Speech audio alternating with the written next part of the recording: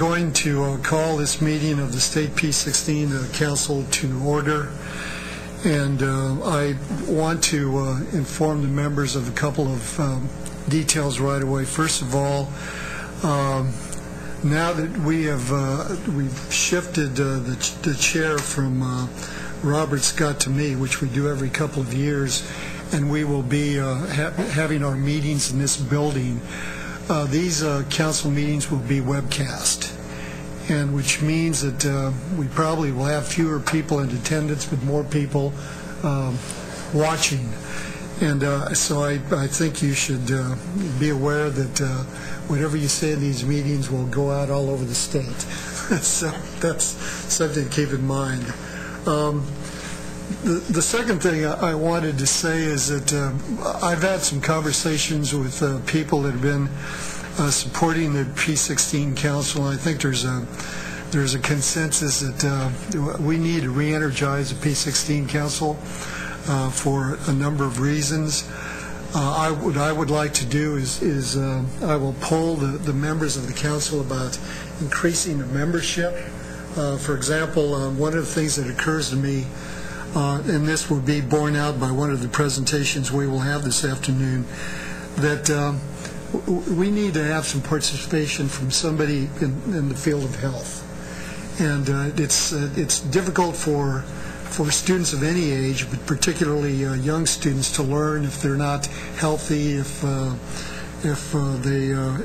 they have any health problems at all. So I would like to, at the end of this meeting, talk about the desirability of expanding the membership, and if we do that, whom we should include.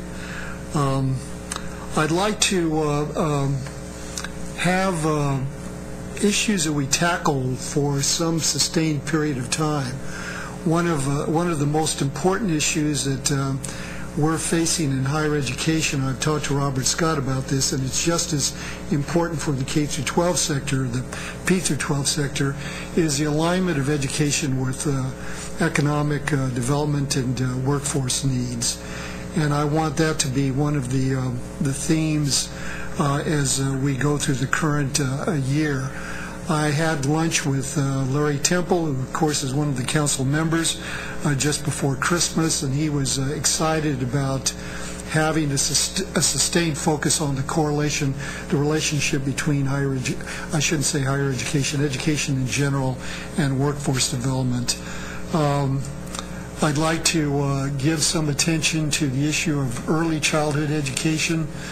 I'm struck by the data that I keep encountering over and over again that suggests that children who start behind in school in this country seldom catch up. I'm troubled by the studies that have come out that if children are not reading at grade level in the third grade, that they only have a 10% chance of ever going to college.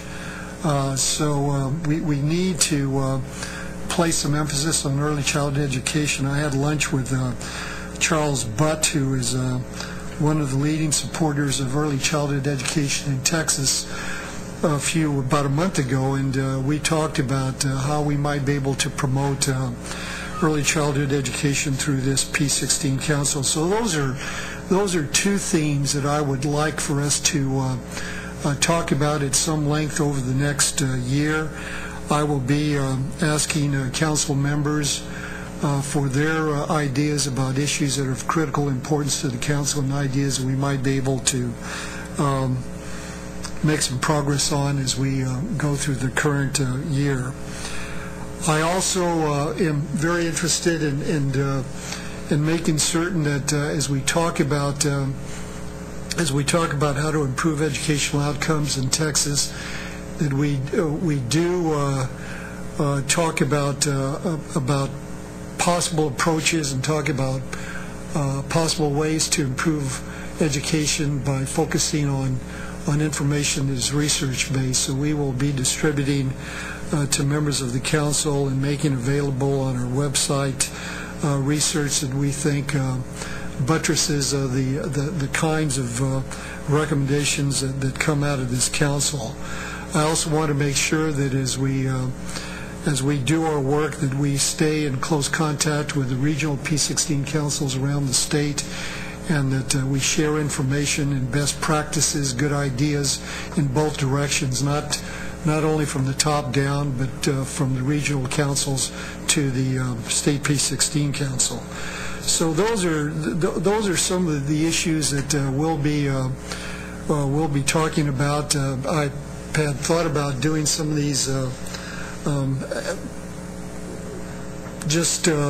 talking to members of the council about some of these ideas, but I tried to make some phone calls and found out that during the Christmas holidays virtually nobody was accessible, so I thought it would probably make sense to talk about some of these issues at the first meeting here in this building in the past couple of years. So with that, let me move on to the next item, which is approval of the minutes. Are there any questions or changes or modifications to the minutes? If not, recommend approval. Okay. Yes, okay. All those in favor? Aye. Okay, all those opposed, same sign. All right, we've approved the minutes. Let's go up to agency and council member updates. This might be a good opportunity for you to comment about any ideas you might have about what we can do on the council to address your particular issues. I know that we have not done a good job of incorporating the work that DARS does into the agenda of the council, so I would very strongly recommend or accept any recommendations that you have about what we can do to better address the work that you do and the concerns that you have regarding education in the state for children who might have difficulties of one type or another because of disabilities. And I'm sure you're pleased to hear about what we propose to do about workforce development and so forth. Exactly, very much so. I had the opportunity yesterday to meet with Milkshake Media, the creators of the Gentex program, and we're looking at ways to roll out that to the chambers in Texas so they can spread it into more communities this next year. Oh, that'd be great. And I think that would be just a real ground level way to get out what's really good messaging, but they've got some ideas for developing that and promoting best practices through using that platform. So it's the beginning of some really exciting talk and some ways to really push it out to the smaller communities that wouldn't have access to that otherwise. So yeah, we are going to we've talked about making sure that the council is fully informed about what's going on with the Generation Texas campaign, and Judy, I'm talking to Judy Laredo for people that are listening in,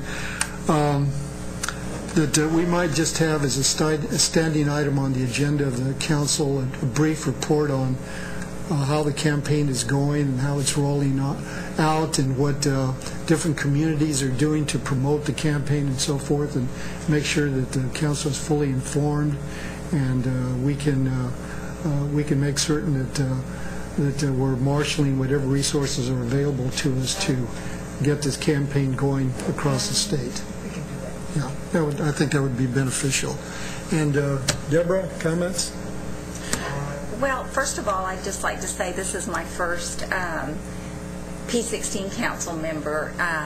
Commissioner Murphy retired at the end of December, and so I'm acting as the interim commissioner at least through the session, and then perhaps beyond.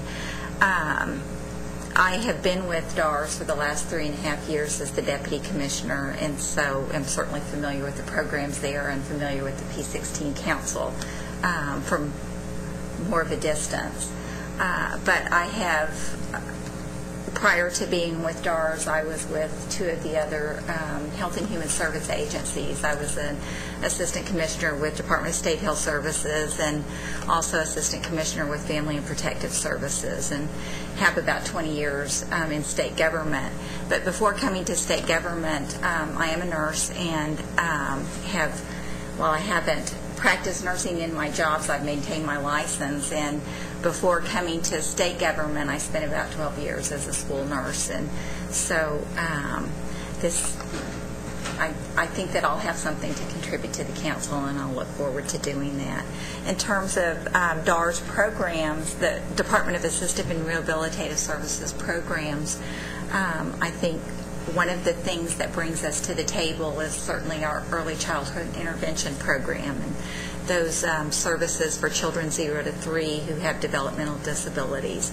But the other important service for us is our vocational rehabilitation service, and that is helping, well, that's an adult-focused program, but in addition to that, we work very closely with students also, high school students with disabilities who are transitioning to either the workforce or higher education or training programs. So I think we certainly have something to bring to the table. And in terms of your interest in expanding membership and particularly to agencies or programs related to health care, certainly within the Health and Human Services Commission, I would like to help make that happen also. And as a school nurse, I certainly appreciate that the health of our children is very important in terms of them showing up and ready to learn at school. So I look forward to helping the council with that.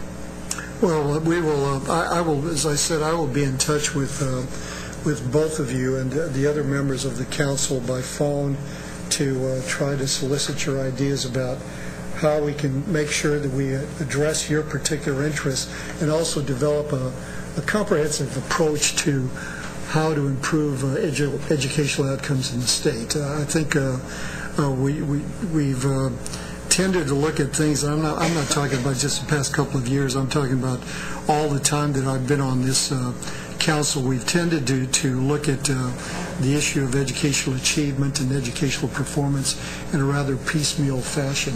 And I think what we need to do is focus on a more comprehensive approach. So I will welcome your suggestions and ideas about how to proceed.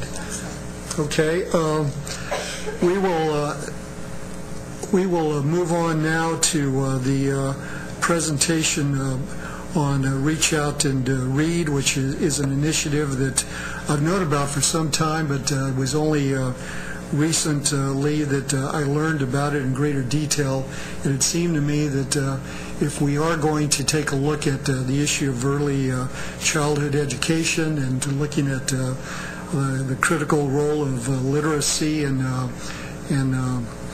childhood development and doing well ultimately in school, that we should start by promoting programs like this one, which seems to me to be a model for the state, not only in terms of the possible results that can get, but also because it's a low-cost program and at a time when we have a difficult budget situation in the state. So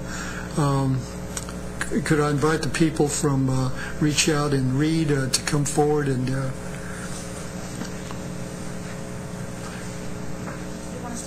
yes, please, if you don't mind, and pull up the microphones close to you so that you can be heard not only in the room but on the web.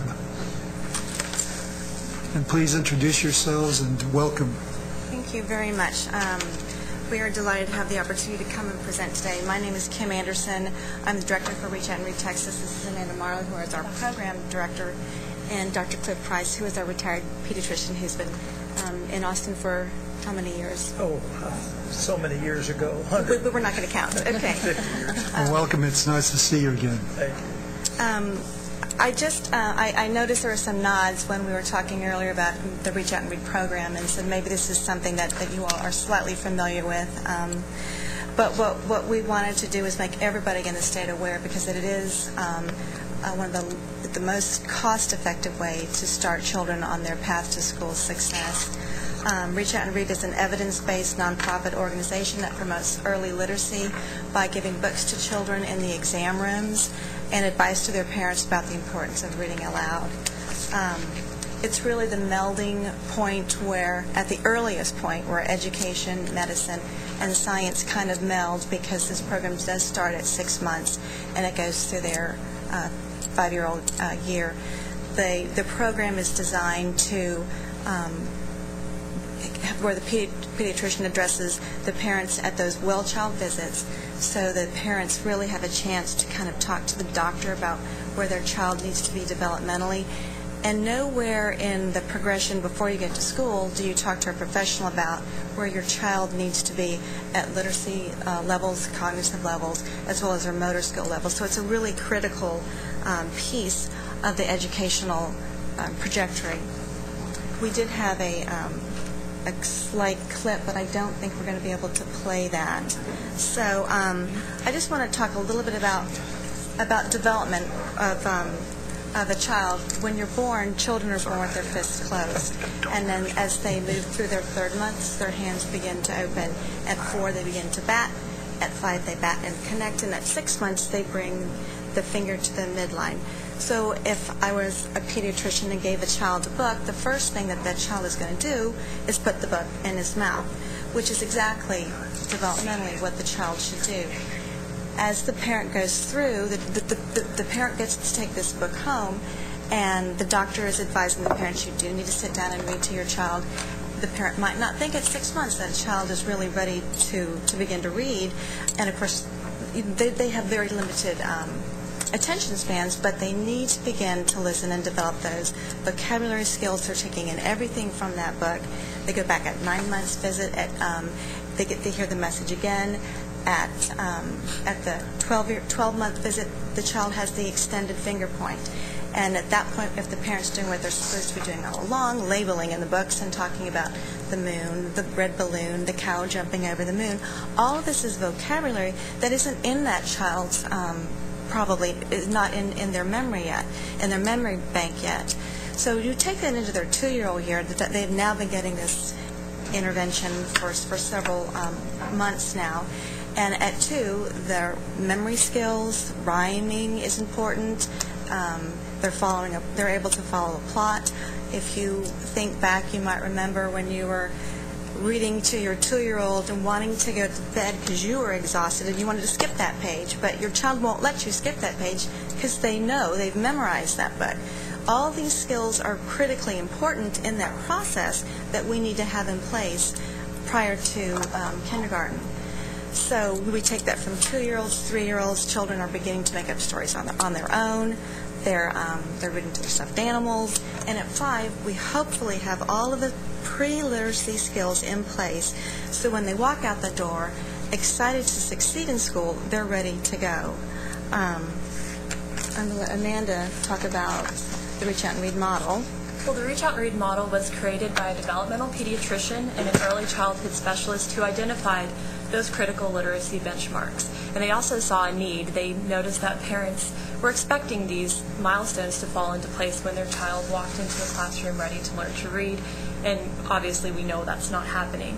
So they created a 3-part intervention, the first of which happens in the exam room. Ideally, at the beginning of a well-child visit, the doctor hands the child a book. And at that moment, they can tell how the child reacts to the book. If the child grabs it, is excited, starts flipping through the pages, obviously something good is happening at home. At that time, they have the opportunity to visit with the parents about age-appropriate tips and encouragement regarding reading development. And then at the end of the visit, the book gets to go home. So between the ages of 6 months and 5 years, if a child does attend all of their well-child visits, not only do the parents get the advice, the children get a library of 10 brand new children's books that they'll have when they get ready to go to kindergarten. And the final part of the model happens in the waiting room of the clinic. We try and create clinics that are literacy rich. So from the very moment you walk in, you know that reading is important and that the doctor really notices that reading and early education is a crucial part in developing the whole child. So in the waiting rooms, Reach Out and Read, we create displays that provide information and books for families. And we also hope to have volunteers that can model for parents reading aloud skills and show parents that children at any age really do enjoy reading. And the model in Texas is implemented in over 240 clinics. They are huge clinics in Houston and tiny clinics in cities like Hearn. We really do span the state to serve almost 260,000 children, but we know that leaves many, many in need. The program continues to grow because we are included in the curriculum at 90% of pediatric residency programs across the state. So though we aren't out recruiting, doctors learn this in school and find it impossible to practice without. In Texas, we also are in the process of initiating a couple of new projects. One is the Leyendo Juntos project, another is the American Indian Alaskan Native project, and both of those are encouraging providers to disseminate culturally sensitive literacy advice to families who might need special attention. We are also active in 5 military installments across the state, and that's another at-risk population that many might not really think could benefit from extra literacy advice. We all know what the problem is. As you said earlier, we know that children aren't getting to school with the skills ready. We know that if they start behind, they don't catch up. We know with the 4th grade milestones, if you're not reading at the 4th grade level, it really is hard to graduate from high school. The trajectory at that point is very dismal. We know that the Texas uses the 4th grade reading scores to project the number of prison cells too, and that's a really, when we think of the number of children that's affecting how we're spending our dollars, it's a scary thought when we can think to go back and think $10 per child per year at those early years. It's just another way to address some of these educational issues that we have. Again, we know that the language skills, it really starts with the exposure to language. We know that children from low economic households hear 30 million less words than their peers do. And the Reach Out and Read program is just a way to talk to parents about going through your book, finding those rich vocabulary words and that they wouldn't be exposed to otherwise. So that's the solution that we've found to be most effective, both in cost and benefit. We know reading aloud provides the richest exposure to language. While parents are sitting with their child reading a bedtime story, they might not realize that they are developing their child's vocabulary, teaching them print concepts, building cognitive skills that will translate into later school success. But unfortunately, we know that fewer than half of American children are read to on a daily basis, and we know that Texas really does fall at the bottom in terms of frequency. So we're not teaching parents to teach their child to read. We're encouraging them to read aloud. And no better person to do that than their doctor. We know 96% of children from 6 months to 5 years attend their well child visits. And so the pediatrician really does have a captive audience. What percentage again? 96%. Wow. So we do have a great opportunity. And Dr. Clift Price, who's been one of our biggest advocates, would love to share some of his experiences with the program. Thank you so much for listening to us today. I'm a pediatrician, retired here in Austin, and I was part of the organization, a support group that established a nonprofit entity here in Austin. And we started in 1995 with 2 clinics here in Austin, and currently we have 26 clinics in Travis County and surrounding up into Williamson County also. As a pediatrician, I think the single most important thing that parents can do to prepare their children for school is to read aloud to them. And I think there's much evidence to help support that. One of the things that greatly concerned me was some data or some information that I learned several years ago.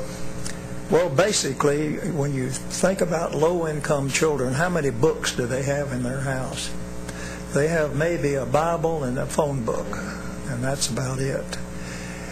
And one of the very interesting studies that was done back in the 90s was that, and this is what the result was, a child from a low-income family enters kindergarten with a listening vocabulary of 3,000 words, while a child from a middle-income family enters with a listening vocabulary of 20,000 words. And a typical middle-class child enters first grade with approximately 1,000 hours of being read to, while the corresponding child from a low-income family averages just 25 hours. Those are two studies that have been done, the latter study in 1997. And what we have been able to get the support and resources in some cases from the Texas Medical Association, our Texas Pediatric Society, supported by the American Academy of Pediatrics.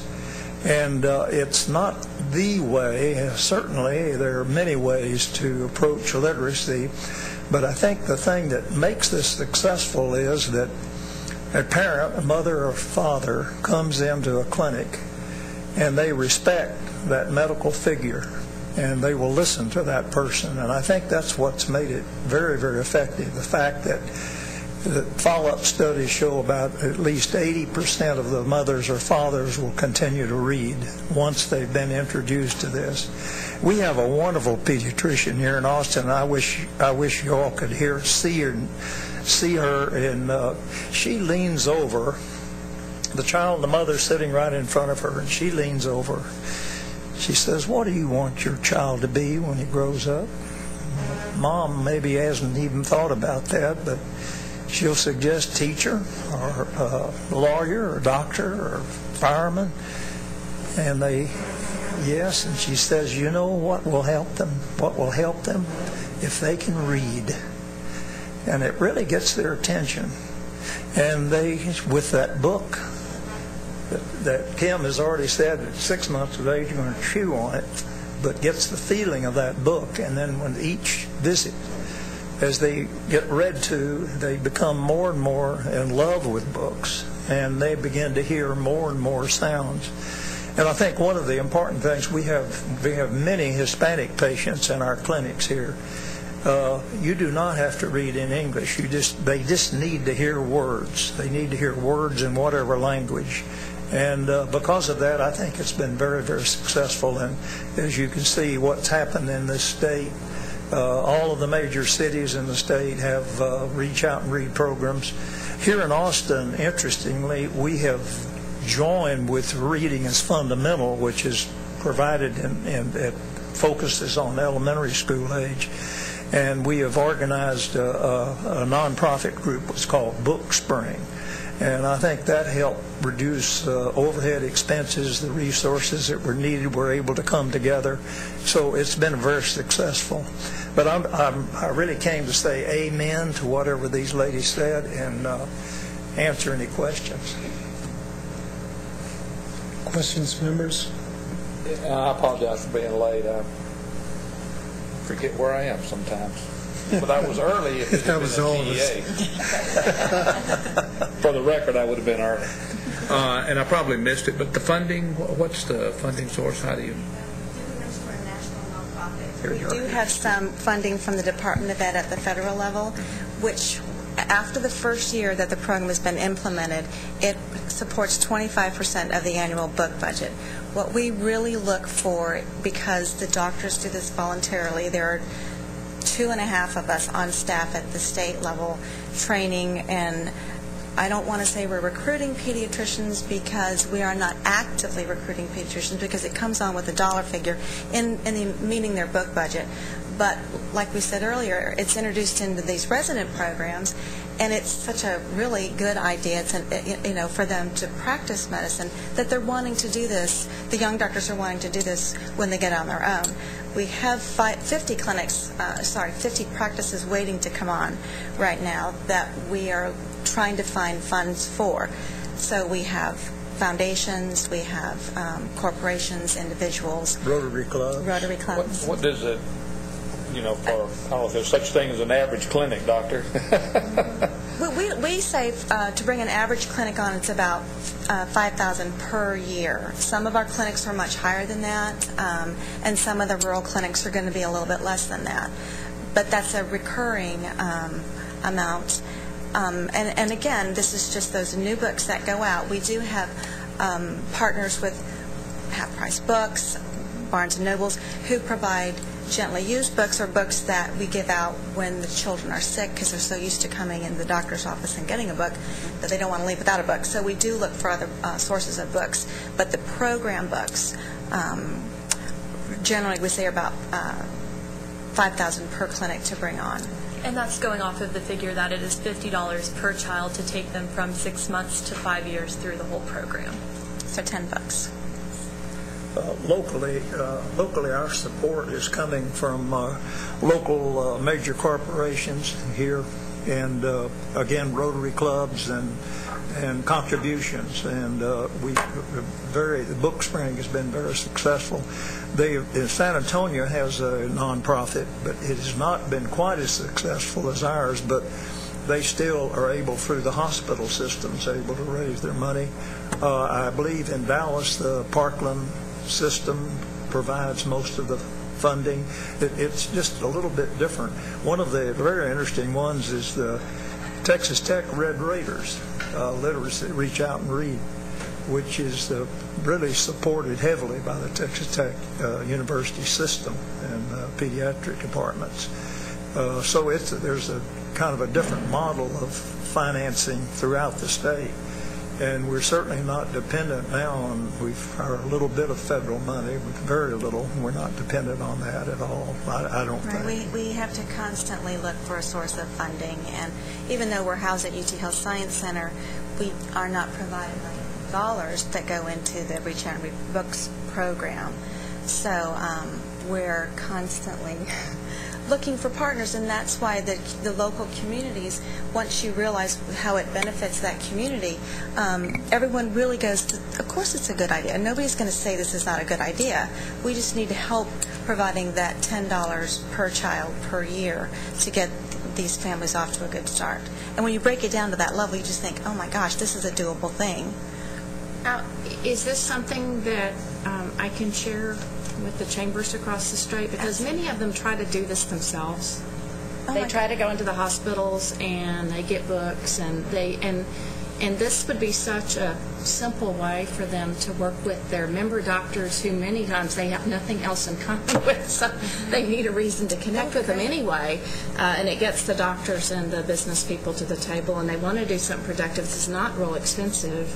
It would be a great educational project for them to take on. So, with your permission, I don't want to go out and advertise something that you're going to get overwhelmed absolutely, with. Absolutely, because our cards are in the folders there. I'll email you. But yes, that's exactly how we're trying, because it really kind of has to be a grassroots, which is where we've been. We're trying to expand that.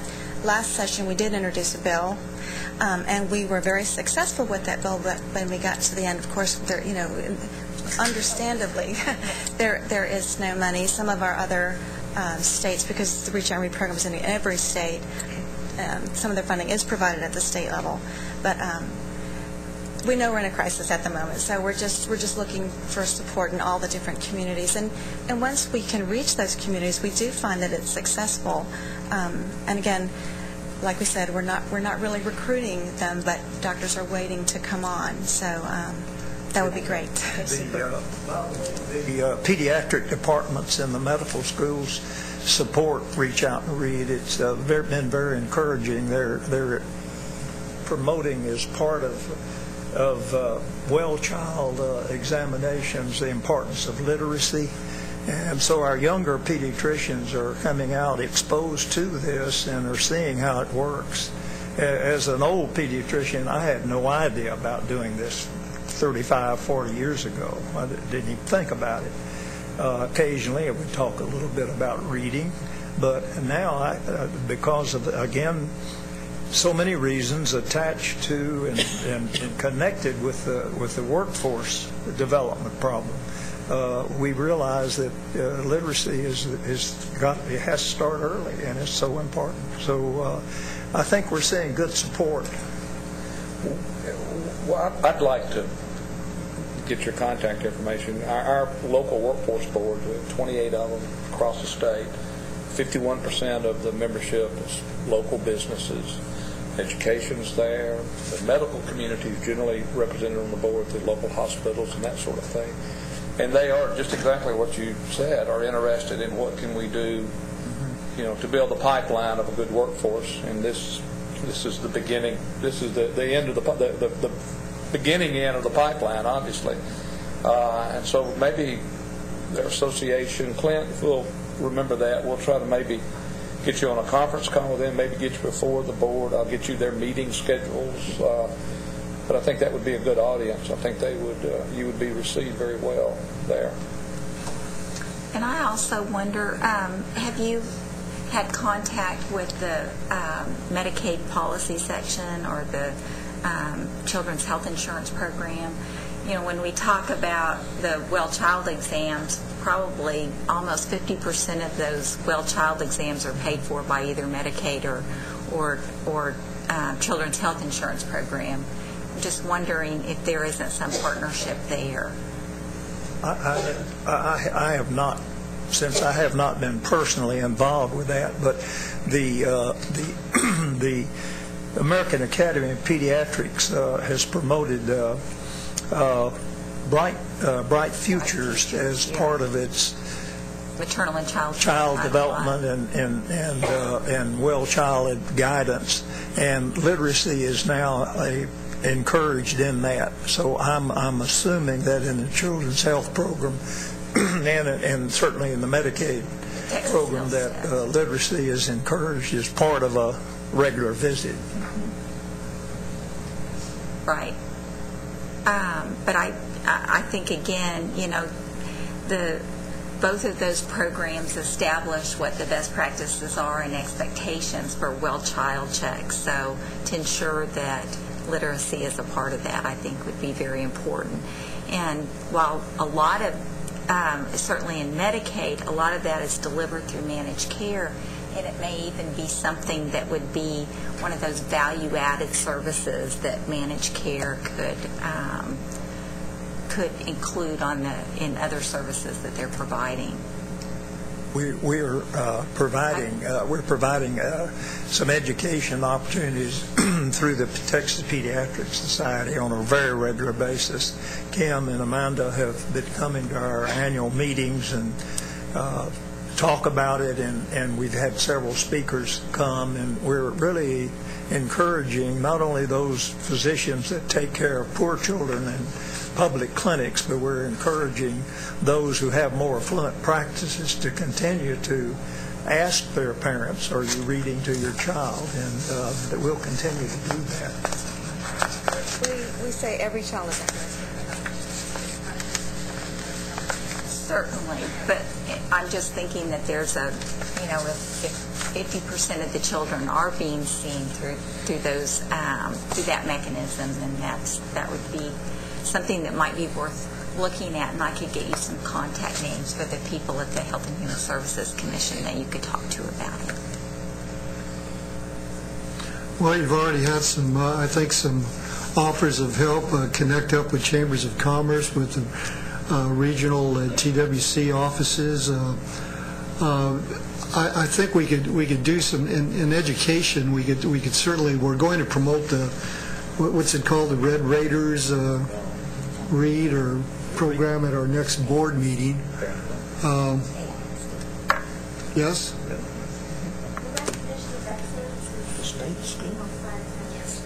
Oh, okay. We're securing the exact university as we speak, but yes. Okay. We can. So that will bring this kind of work to the attention of other institutions of higher education. It doesn't have to be just health science centers. If Lizette were here, maybe I could get some a commitment from TEA to help us out on this program. For example, perhaps in affluent school districts, if we could get the schools to do book drives and ask families to donate, what do you call them, gently used books for children's books. That would certainly help stock the shelves of the offices of pediatricians. We could certainly do that. It occurred to me that you talked about some of the very large clinics, pediatric clinics. It might be possible that we could get university students, by using work-study money, to serve as readers while the children or the families are sitting around waiting to go in to see the doctor, that you might be able to get a college student who would be present, or one or two college students present in the clinic waiting room all the time, so that they could be working with the parents and with the children on reading, or talking to them about encouraging the practice of reading. We'd like to help out as much as possible and promote this kind of activity. We certainly appreciate it. My kids had a lot of gently used books when they were in college. Those are probably a little more. Yeah, they were real gently used. Okay, are there any other questions? Thank you. Thank you. Thank you very much. Well, let's make sure that we stay in touch. I can be the liaison between you all and the council itself. We have how many regional P-16 councils do we have now, Judy? About 21. We can make sure that they get information. We can distribute information about this program to the regional P-16 councils. Now, I have one last question. Do you have these cards available in a downloadable format? Yes, we do. So that we can, because these are very useful tips They to are. families. Those should be given out with the book, so the parent gets to have Right. a little reminder. Right. But even to families who, for whatever reasons, they lose these cards, or if we can make sure that they had access to them through your website or whatever, that might be beneficial. We can definitely. Commissioner, if we have them sent to you, then they can be sent to Priscilla, who directs the council, and we can get it out to them with a letter of information. I'm sure TEA is aware of this program. Have you all supported it actively? Why don't you come up here? Yeah, good discussion. Do you want it? Wasn't in the plan.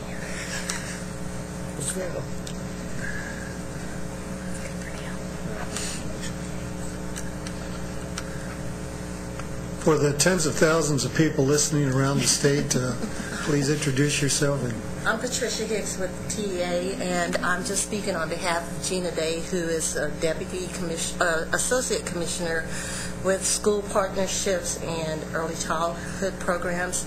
She is, I'm sure, familiar with the program, and I'll be sure and pass on information to her about your presentation and some of the things that we've talked about at the council that maybe we can help you with. But Since we're housed in the medical school, making the pathways into, although what we're doing is education, it just making any of those direct pathways for us would be great. Okay. So thank you. We will make sure that there's a direct connection between you and TEA. We Okay. we have an appointment on February the 4th with That's one step Texas ahead. Education Agency, great. with the that? deputy commissioner. That's right. Gina Day? Yes. Okay, great. That's Okay. right. So Great. we're ahead of you. Even though retired, he is not retired. So thank you. Thanks very much. Well, thank you very much. My colleagues here at the coordinating board will know that what I'm about to say was inevitable in coming. I have a 19-month-old granddaughter that I just visited last month, and I told people I was very impressed when she was about 7 months old, and I was visiting her. She lives in California, and she was pulling books off the shelf and wanted me to read to her, and she crawls over to me, and she has a book in her hands, and she jumps up in my lap.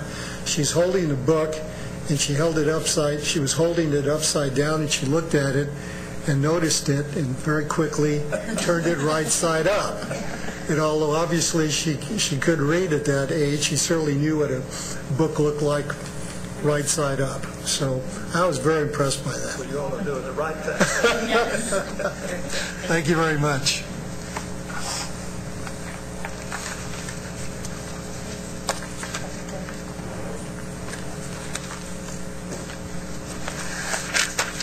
Okay, Jan, you're here to talk about your dropout recovery initiatives. That's correct. Okay.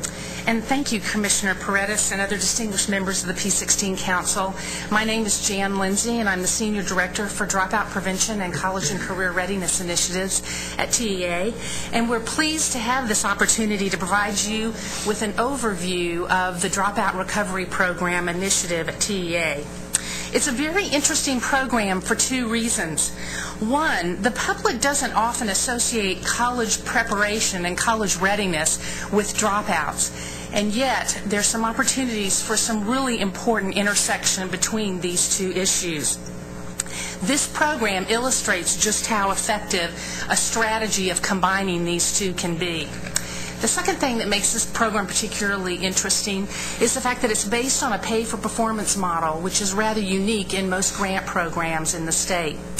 So without further ado, I'd like to turn the rest of the program over to Angela DeLeon. She's our program manager for the Dropout Recovery Program. Thank you for having us here today. Welcome, Angela. Thank you. An overview of the presentation. I'm going to talk about a little bit about the program, some recent findings, and the tools and information that have come from creating this program that can be used and are available throughout the state for districts, charters, institutions of higher education, and nonprofits.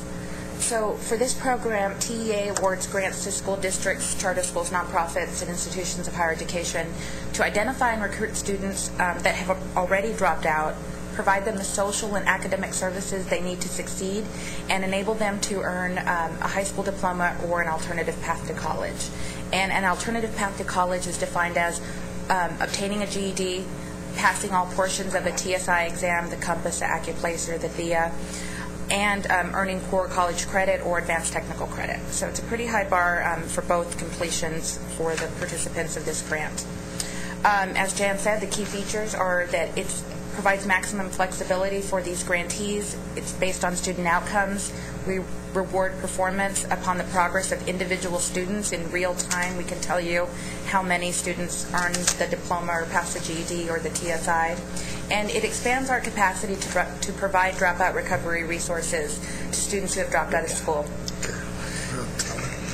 In order to be eligible for this program, a student must be 25 years or younger and have dropped out of a Texas public school. There's a couple different kind of papers that they need to become qualified.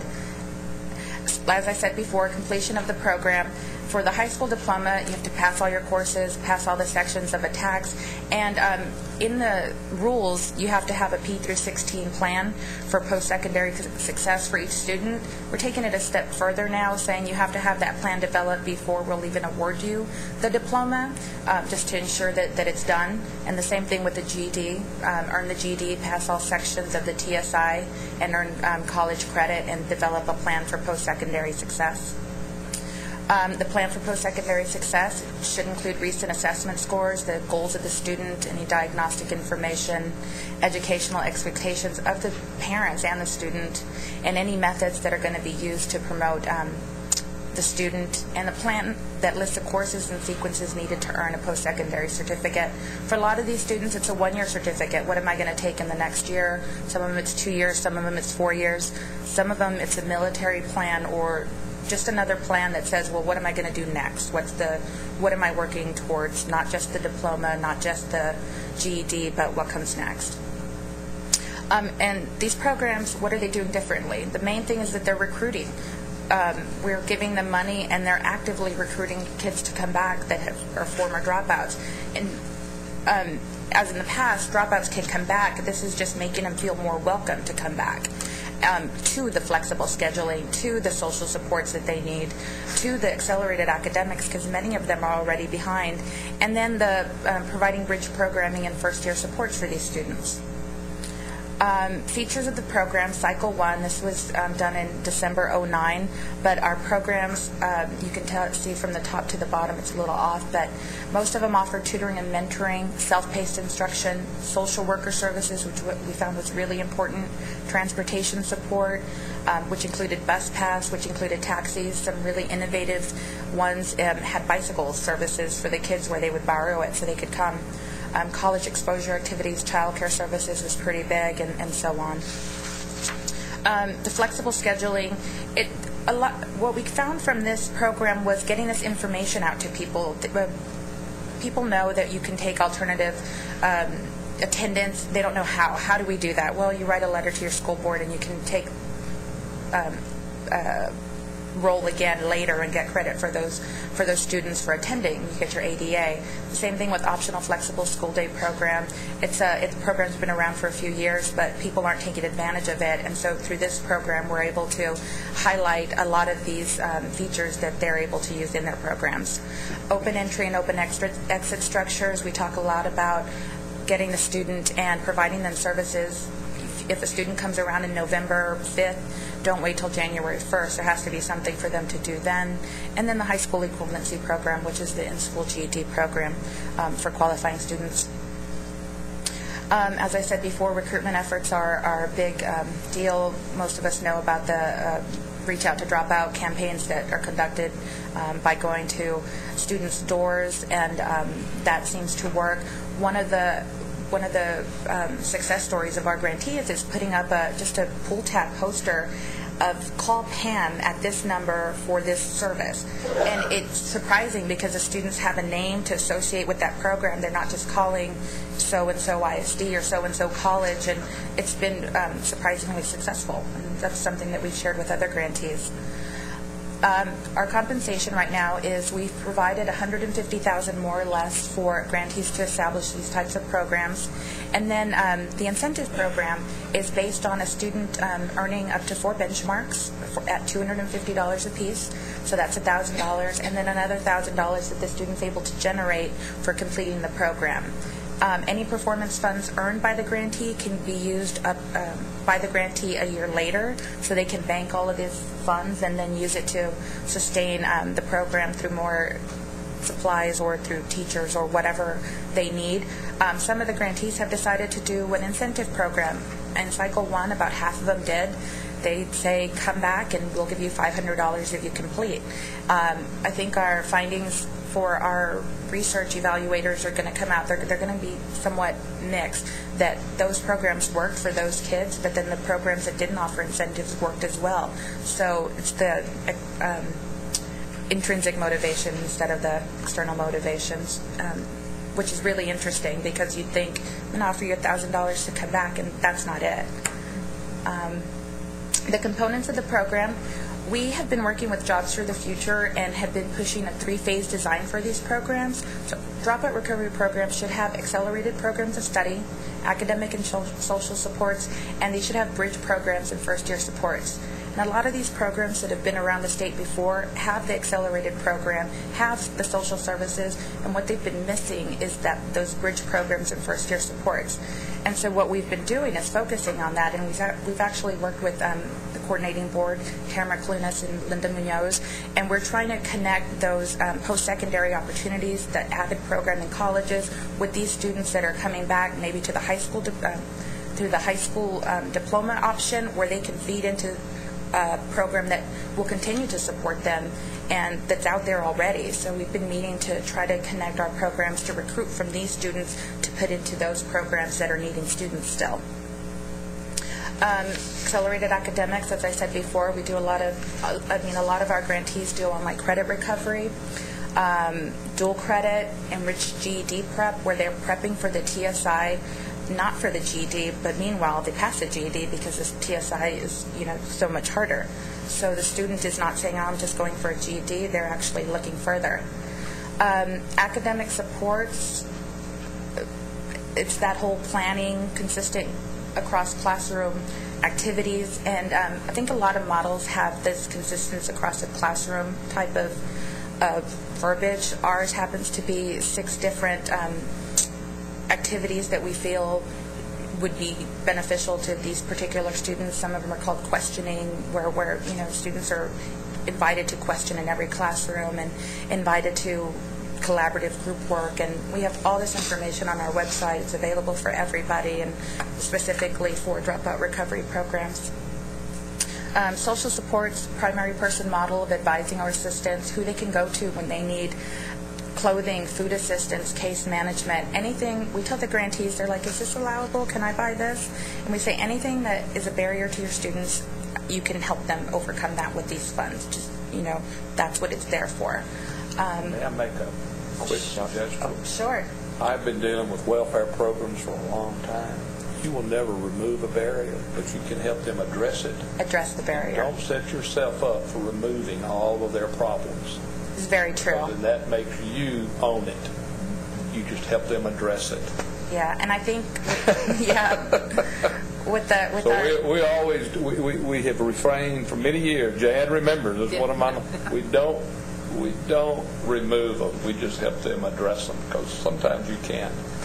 But you set yourself then up as owning it instead of the individual owning it. So it's very true. Yeah. I think, unfortunately, I doubt that many of them are being completely broken. These case managers usually have a high caseload and can't do everything, so do as much as they can to help that student overcome some of those barriers.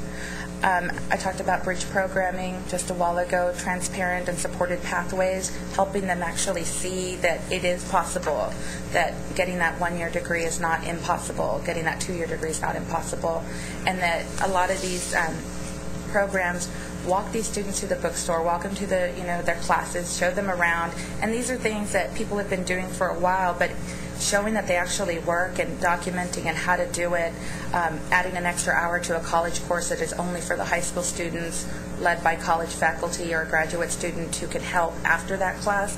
Showing them how to do this in actual tool form is what we've been able to do with Jobs for the Future. Here's one of the recruitment signs at San Antonio. We can help San Antonio ISD Dropout Recovery Program. And our findings, this is really recent data.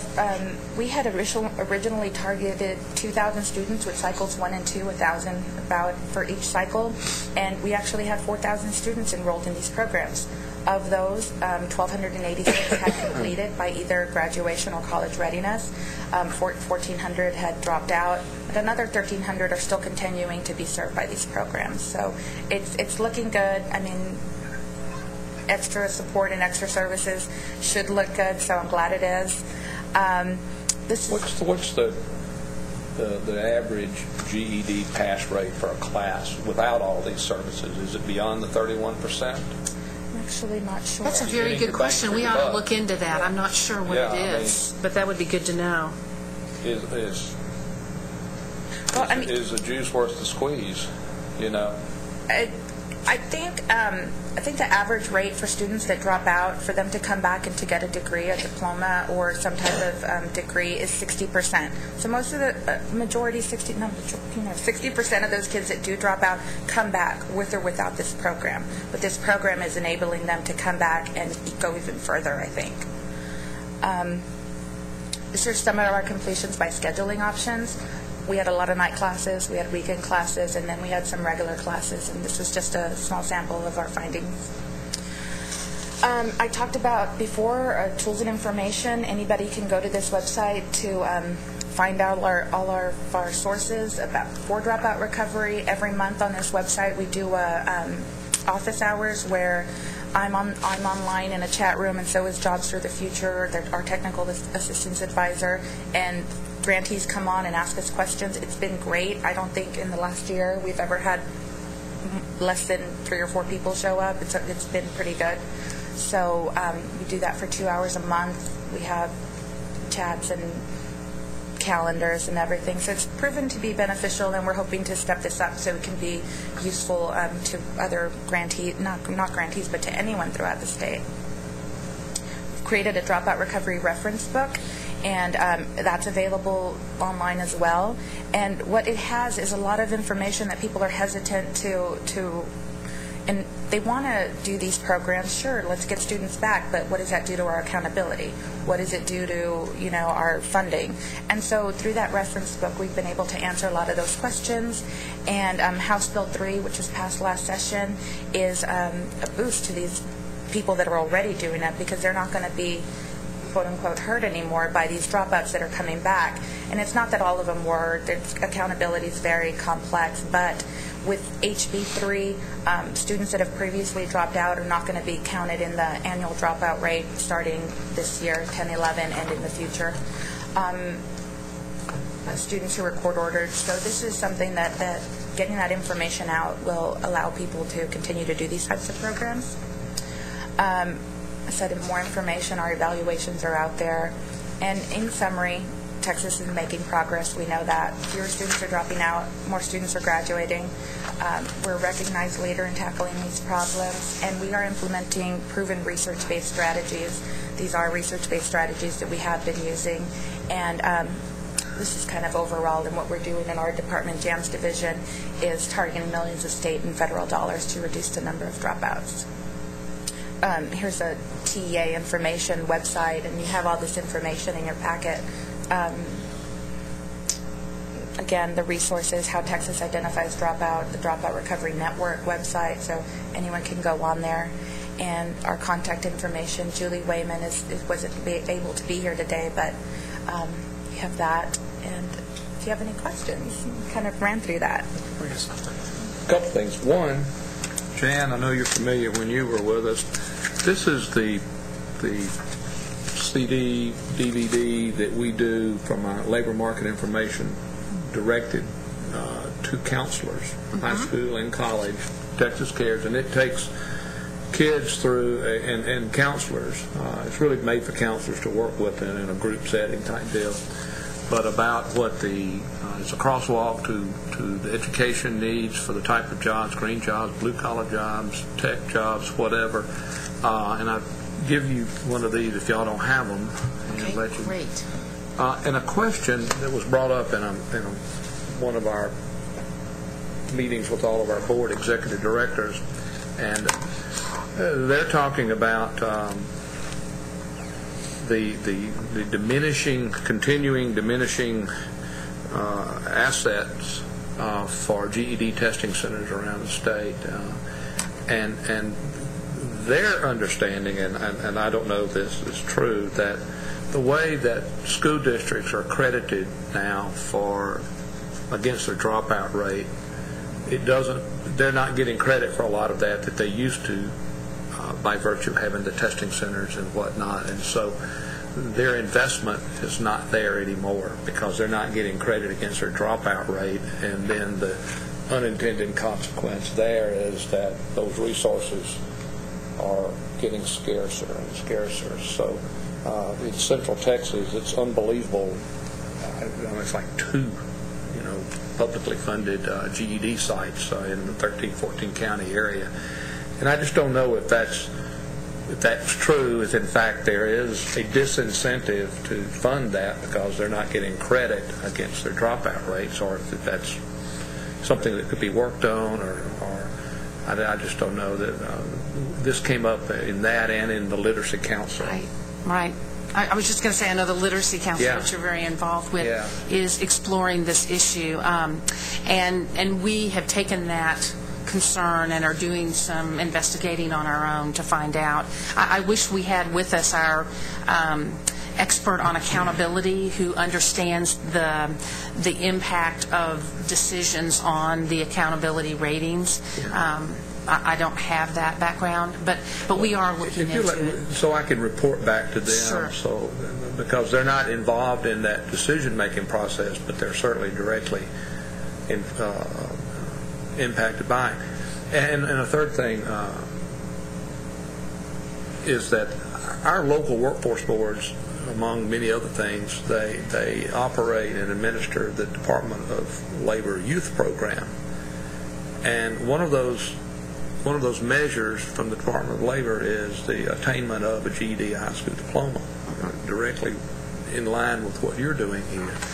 And a lot of their funding takes care of some of the things on your list, and to the degree that you are, great.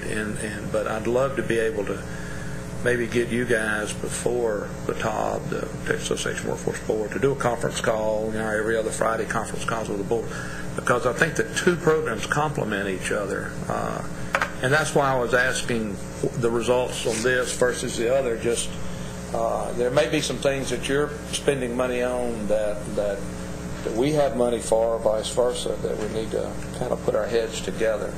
But that's a statewide program, Dan. You used to work with us, And as a summer youth employment program, the last 2 years we've been able to implement. Hopefully we'll be able to replicate that next year. So there's a lot of things to help young people, and I think you can go up to 25 with that, 21 or 25 plan, I can't remember. But anyway. That is an excellent opportunity for the 2 and actually 3 agencies to leverage their resources. And I know we went through it kind of quickly, but one of the things you may have noticed that one of the ways that we recruit for this program is through the local workforce offices. And so, but that's just kind of getting our foot in the door. I think there's many opportunities for some greater collaboration. Co-enrollment with the kids that they're serving with your program to where y'all can get an economy of scale would behoove everyone. Absolutely. Yeah.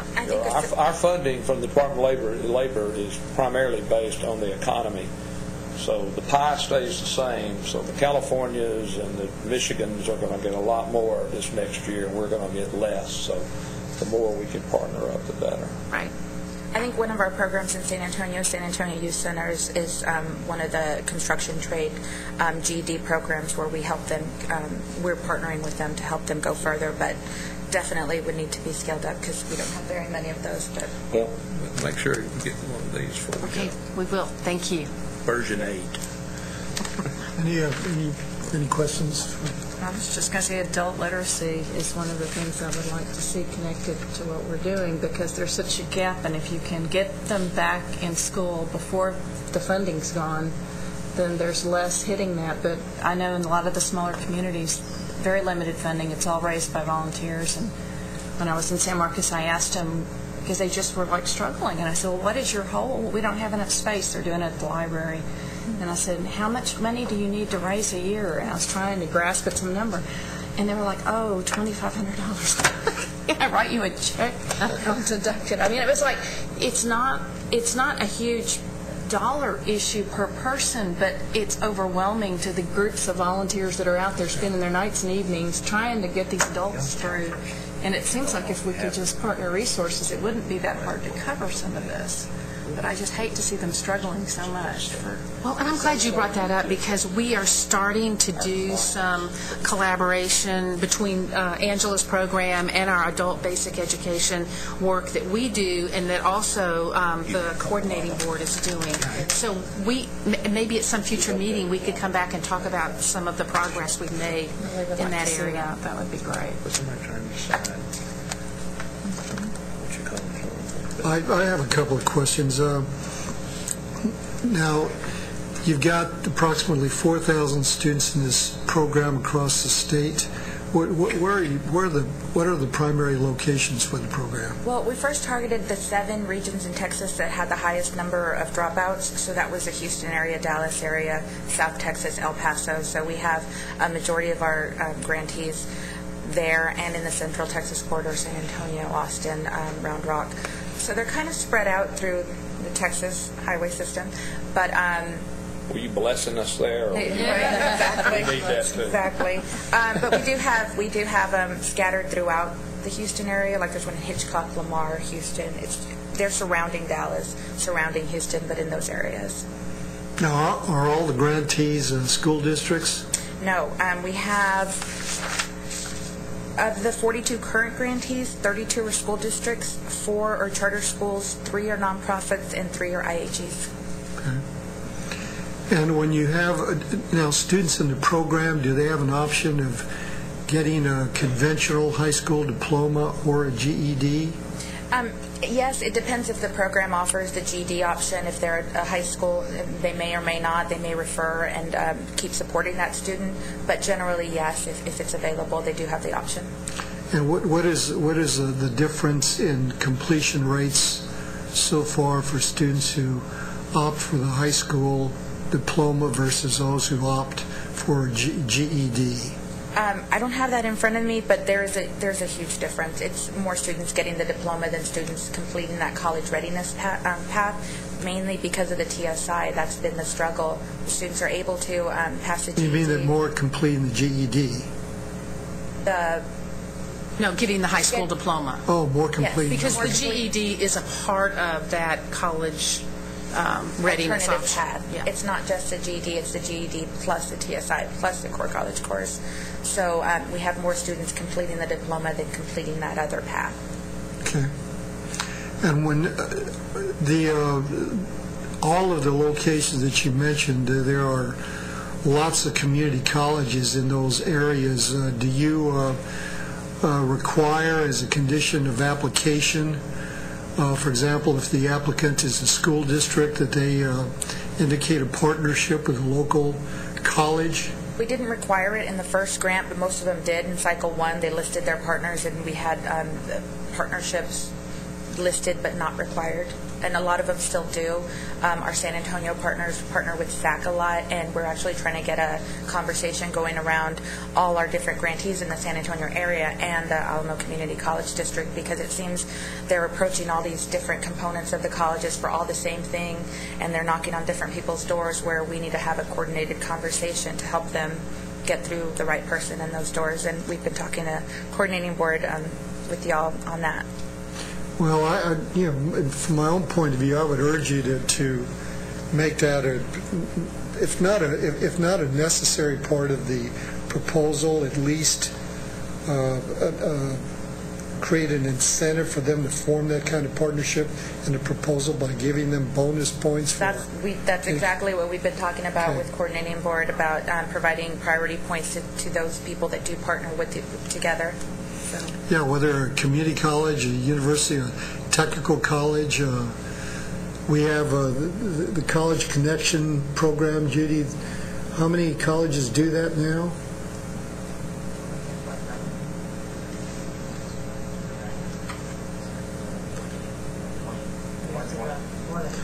We have more than 20 community colleges in Texas that sponsor the College Connections program, and it's intended precisely to reach out to the kinds of students that you're talking about, and that's a natural affinity. We've been doing the mapping. We've listed all the coordinating board, the AVID post-secondary project, the intensive college readiness project, the college connection project, and then listing our dropout recovery initiatives and trying to match those together so we can tell everybody, these are these students that need it, this is where you can go to get it. So we're on track to do that. We do have a lot more work to do, but we're definitely on that same page. Good. Well, this is very encouraging. Jan, going back to your initial comment, I'm not surprised that a lot of these students are fully capable of doing college level work, because I think that dropping out or being bored is the second or third major cause of students dropping out of school. They feel they're bored because they don't feel challenged. One of the things that I think makes this program successful too is the fact that kids know that they have a greater option. It's not just going back to get that diploma, but we enlarge their vision and we show them that college is in your future, and here's a way to get there. And then if you show them these DVDs, then they'll be even more motivated because they'll know where the jobs are. Yeah.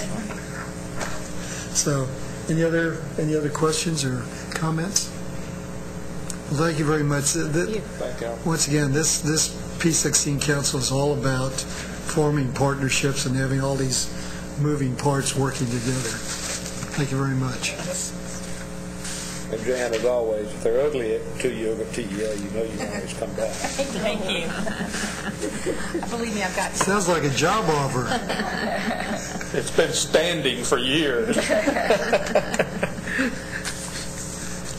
Let me reiterate something that I said before. Something I said before Larry arrived. I would, and I mentioned some of these points to Larry over lunch about a month ago.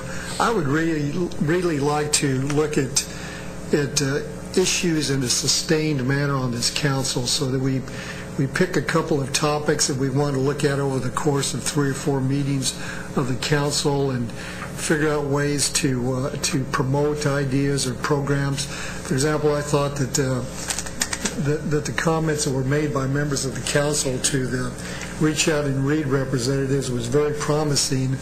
It's a great program, but they clearly need help. They don't have the resources to make the kind of contacts that they need to make in order to make the program as successful and extensive as it should be, and just following up with the kinds of contacts that all of you mentioned here would be enormously helpful to the program. I'd like for us to, as I say, to focus on a couple of themes that Larry and I spoke about. One of the themes being having better alignment between our educational activities, P through 16, and workforce development, making sure that students know at every point in their educational experience what the job market looks like, where the jobs are and what fields, as well as what locations, and knowing as completely as possible, as thoroughly as possible, what the requirements are to be competitive in a particular job field, what kind of courses you need to take in high school, in college, whether a community or four-year institution, what kinds of certificates you need. Make sure that students are better equipped than they currently are. As I told Larry, one of the things we have to do is in higher education is we have to change the paradigm. What we typically do in higher education is the student will arrive on a college campus, either a community college or a university, and say, I want to major in philosophy, I want to major in anthropology. And we simply say, well, these are the courses that you need to take in order to complete that major. What we don't do is say, well, anthropology is a wonderful field, but what are you going to do after you complete the degree? And most of the time students say, I have no idea. And we need to be much more intentional about telling students, okay, here's what happens if you major in anthropology. These are the job prospects. These are things that you can do with that degree. And then you say, if you are more directed towards a particular profession, these are the kinds of decisions that you have to make. Most students graduate from college without any idea about what they're going to do beyond graduation. I've told people this story a lot of times. When I graduated from college, my mother, with a degree in English, my mother asked me what I was going to do, and I said, I'm moving to California and I'm going to live on the beach. And she said, well, no, son, what kind of work are you going to do? And my response was, I have no idea. And I was lucky in that I did find a job when I did move to California to Manhattan Beach, but it was surely by accident.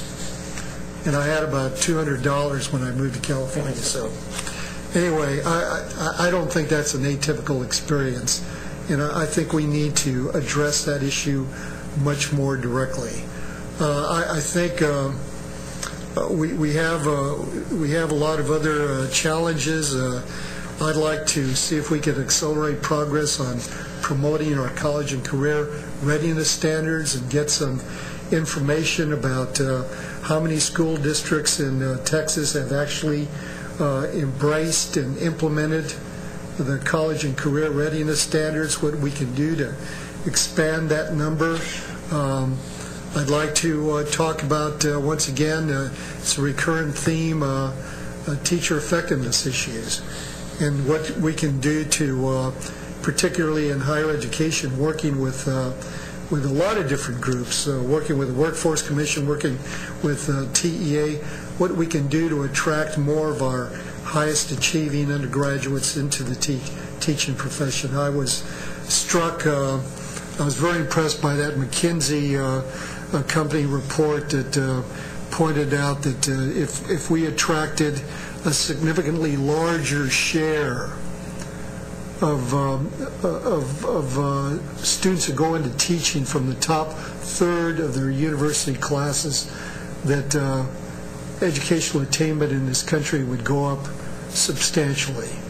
And that's based on data from other countries where they do attract the bulk of their students from the bulk of their teachers from the highest ranks of undergraduate achievement. If you look at the highest achieving countries in the world, like Finland, like South Korea, like Singapore. The data show over and over again it's not how much money you spend on students, it's not the length of the school day, it's not the length of the school year, it's the effectiveness of the teachers, which in turn is very closely connected to the undergraduate performance and achievement of the teachers. So I would like to take a look at that issue. Once again, for Larry, I'm going to contact every member of the council individually and ask for your input about agenda items. We will have staff dedicated here at the coordinating board working with TEA to help put the agendas together. I'd like to expand the membership of the council, as I said, and if you have any ideas about either particular individuals or particular groups that need to be represented, I would welcome that. I don't think we can have too many members who are outside education. I think lots of times we need that outside perspective on what we do. But as I said, we're going to webcast all of these meetings from now on from the coordinating board, so we will get larger audiences and presumably have larger impact. We will notify institutions of higher education. We will notify superintendents and school districts and other groups. We will ask the members of the council to identify groups that we should inform about the availability of these meetings over the web, so that we get as much attention from interested parties and stakeholders as possible. Any questions or comments? Well, we've had a short meeting for today, but next time we'll have a full agenda, and we will move aggressively to give a significant amount of attention to the most critical issues that we face, particularly those issues that involve cooperation among all the various sectors represented around this table. Any questions or final comments? Happy New Year, everybody. Happy New Year. Yeah, we got a lot of work to do in the middle of a legislative session. Thank you very much. Thank you.